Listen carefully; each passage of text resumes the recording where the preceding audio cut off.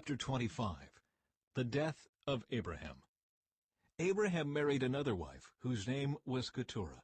She gave birth to Zimran, Jokshan, Medan, Midian, Ishbak, and Shuah.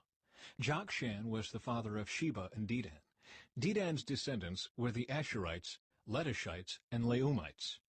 Midian's sons were Ephah, Epher, Hanoch, Abidah, and Eldaah.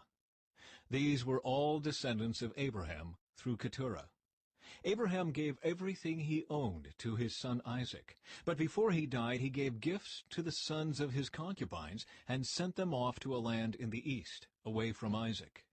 Abraham lived for 175 years, and he died at a ripe old age, having lived a long and satisfying life. He breathed his last and joined his ancestors in death. His sons Isaac and Ishmael buried him in the cave of Machpelah near Mamre, in the field of Ephron son of Zohar the Hittite. This was the field Abraham had purchased from the Hittites, and where he had buried his wife Sarah. After Abraham's death, God blessed his son Isaac, who settled near Beer-lahai-roi in the Negev. Ishmael's descendants. This is the account of the family of Ishmael, the son of Abraham, through Hagar, Sarah's Egyptian servant. Here is a list by their names and clans of Ishmael's descendants. The oldest was Nebaioth, followed by Kedar, Adbeel, Mibsam, Mishma, Duma, Massa, Hadad, Tema, Jetur, Naphish, and Kedemah. These 12 sons of Ishmael became the founders of 12 tribes named after them, listed according to the places they settled and camped. Ishmael lived for 137 years. Then he breathed his last and joined his ancestors in death. Ishmael's descendants occupied the region from Havilah to Shur, which is east of Egypt in the direction of Asher. There they lived in open hostility toward all their relatives. The births of Esau and Jacob. This is the account of the family of Isaac, the son of Abraham. When Isaac was 40 years old, he married Rebekah, the daughter of Bethuel the Aramean from Padan Aram, and the sister of Laban the Aramean. Isaac pleaded with the Lord on behalf of his wife, because she was unable to have children. The Lord answered Isaac's prayer, and Rebekah became pregnant with twins.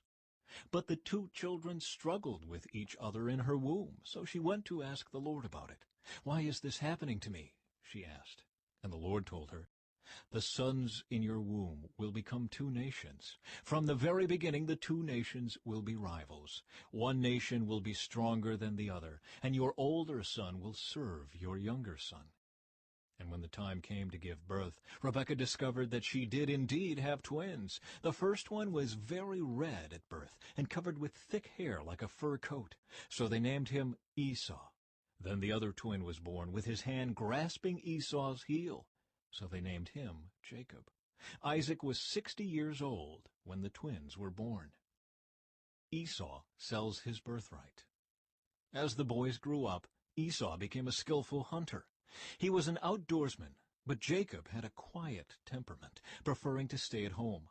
Isaac loved Esau because he enjoyed eating the wild game Esau brought home, but Rebekah loved Jacob. One day when Jacob was cooking some stew, Esau arrived home from the wilderness, exhausted and hungry. Esau said to Jacob, "I'm starved. Give me some of that red stew." This is how Esau got his other name, Edom, which means red. "All right," Jacob replied, "but trade me your rights as the firstborn son." "Look, I'm dying of starvation," said Esau. "What good is my birthright to me now?" But Jacob said, "First you must swear that your birthright is mine." So Esau swore an oath, thereby selling all his rights as the firstborn to his brother Jacob. Then Jacob gave Esau some bread and lentil stew. Esau ate the meal, then got up and left. He showed contempt for his rights as the firstborn.